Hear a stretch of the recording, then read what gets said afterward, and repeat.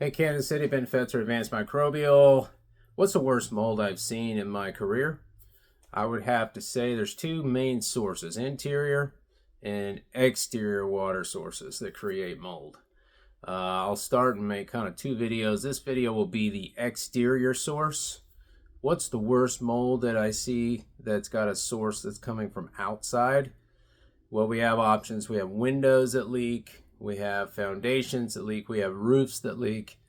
And then we have siding that leaks. And out of the siding categories, stucco siding would have to be the one I've seen that produces the worst mold and the most complicated mold project.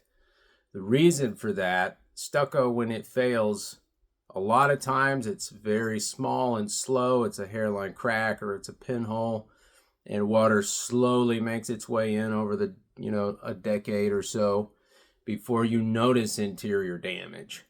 So by the time you find it and you notice, hey, this has got water damage, or the wall's wet or something like that, this has been going on for years.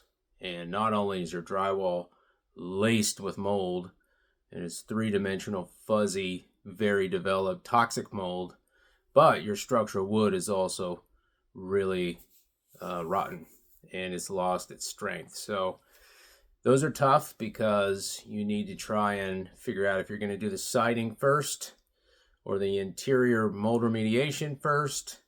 They're both going to have to be done somewhat in a very tight window, and working with a good mold pro and a good siding stucco pro that can get along and do this job together, that's a trick. I've done it several times.